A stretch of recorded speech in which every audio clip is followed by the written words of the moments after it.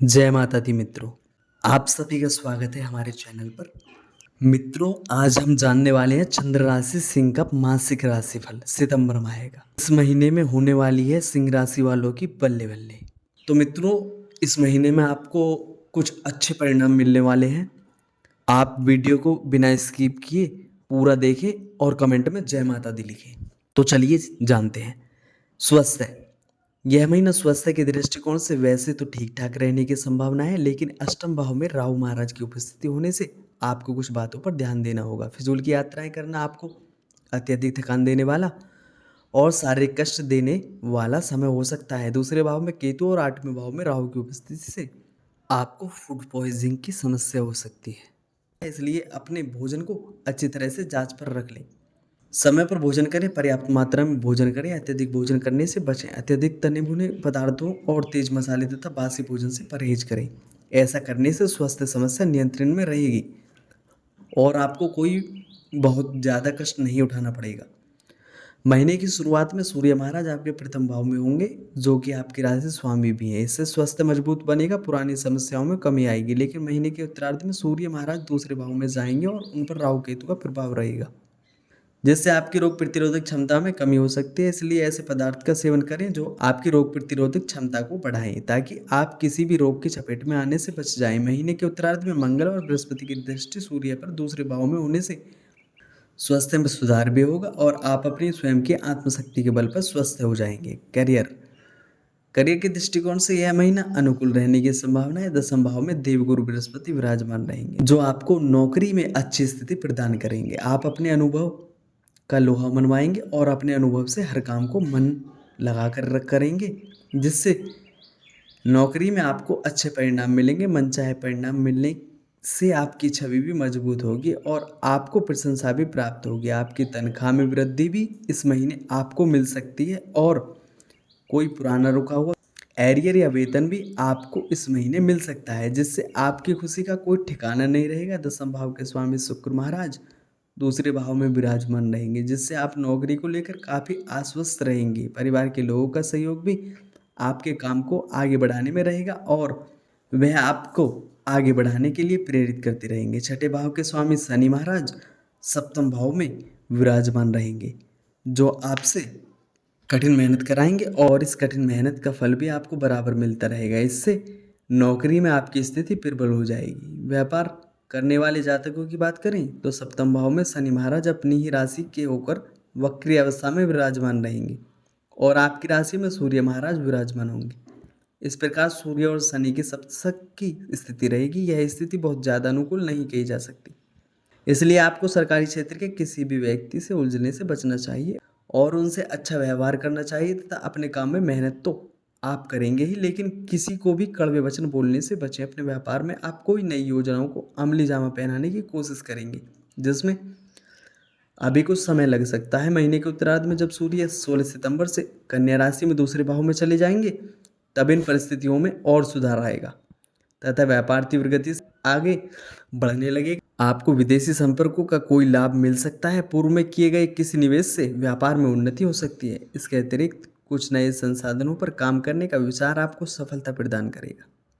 व्यक्तिगत संबंध, यदि आपके प्रेम और जीवन की बात करें तो पांचवें भाव के स्वामी बृहस्पति महाराज 10वें भाव में विराजमान रहेंगे और मंगल महाराज एकादश भाव से पंचम भाव को देखते रहेंगे। इन दोनों ही परिस्थितियों के कारण आपके प्रेम संबंधों में उतार चढ़ाव की स्थिति आएगी। आप बहुत कुछ करना चाहेंगे और अपने प्रियतम के साथ ज़्यादा से ज़्यादा समय बिताना चाहेंगे, लेकिन परिस्थितियाँ ऐसी नहीं करने देंगी। इससे आपके अंदर झुंझलाहट पैदा हो सकती है, लेकिन इससे कुछ फ़ायदा न होकर नुकसान ही हो सकता है। इसलिए अपने मनोभाव को नियंत्रण में रखें।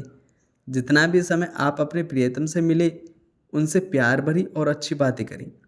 उन पर किसी तरह का बोझ न डालें और उन्हें दुखी करने की कोशिश न करें। हर रिश्ते में ऐसा समय आता है, इसलिए इस समय को व्यतीत हो जाने दें और अच्छे समय की प्रतीक्षा करें। वह अच्छा समय दूर नहीं है, धीरे धीरे स्थितियाँ बदलने वाली हैं। 16 सितंबर से शुक्र के तुला राशि में तीसरे भाव में आ जाने से आपके मित्र आपके रिश्ते में अहम भूमिका निभाने लगेंगे और आपका कोई खास मित्र भी आपके निकट आएगा। यदि आप अभी तक अकेले हैं तो महीने के उत्तरार्ध में कोई आपके दिल में जगह बना सकता है। विवाहित जातकों की बात करें तो थोड़ी सावधानी रखनी जरूरी होगी, क्योंकि सूर्य महाराज प्रथम भाव में और शनि महाराज वक्री अवस्था में सप्तम भाव में विराजमान होकर सप्तक योग बनाएंगे, जो कि वैवाहिक जीवन में तनाव बढ़ा सकता है। अष्टम भाव में राहु की इस उपस्थिति भी होगी, इसलिए ससुराल पक्ष से भी सामान्य व्यवहार करें और अपने जीवन साथी से सामंजस्यपूर्ण व्यवहार करें। महीने के उत्तरार्ध में जब 16 सितंबर से सूर्य दूसरे भाव में चले जाएंगे, तब आपकी स्थितियों में सुधार होने लगेगा। जीवन साथी तो शुरू से ही आपके पूर्ण विनम्र से पेश आएंगे और आपके प्रति समर्पित भाव रखेंगे। बस आपको भी उन्हें अच्छा महसूस करना चाहिए। इसी से आपका रिश्ता बेहतर और मजबूत बनेगा। सलाह क्या दी जाती है? आपको प्रतिदिन सूर्य देव को तांबे के पात्र से अर्घ्य देना चाहिए। प्रतिदिन सूर्य देव के बीज मंत्र का जाप करना भी आपके लिए लाभप्रद रहेगा। उत्तम गुणवत्ता का लाल मूंगा रत्न तांबे की मुद्रिका में जड़वाकर मंगलवार के दिन अपनी अनामिका उंगली में धारण करना बहुत फायदेमंद साबित होगा। आपको भगवान श्री विष्णु जी के सहस्त्रनाम स्रोत का पाठ करना चाहिए। सामान्य महीना आपके लिए अनेक प्रकार से शुभ परिणाम लेकर आने वाला है। बस आपको अपनी काबिलियत पर विश्वास रखना है और हर मिलने वाले अवसर का भरपूर लाभ उठाने का प्रयास करना है। यह समझिए कि तरक्की का रास्ता आपके द्वार को खटखटाने वाला है और आपको बस दरवाज़ा खोलकर उसे लपक लेना है। जहाँ तक करियर की बात करें तो यह महीना आपको अच्छी सफलता प्रदान करेगा। आप अपनी नौकरी में भी अच्छी आमदनी प्राप्त कर पाएंगे और आपको कोई रुका हुआ वेतन या धन लाभ होने के योग बनेंगे। आपको नौकरी में तनख्वाह में वृद्धि का तोहफा भी मिल सकता है। आपकी स्थिति अनुकूल रहेगी। कठिन मेहनत और अपने अनुभव का लाभ उठाते हुए हर काम को मन से करेंगे, जिससे आपको उसमें सफलता भी मिलेगी और प्रशंसा भी। व्यापार करने वाले जातकों को थोड़ी सी सावधानी के साथ आगे बढ़ना चाहिए। किसी भी सरकारी अधिकारी से अपने व्यवहार को बिगड़ने की बजाय शांतिपूर्वक हर मामले को संभालने की कोशिश करें। इससे आपका व्यापार अच्छी उन्नति करेगा।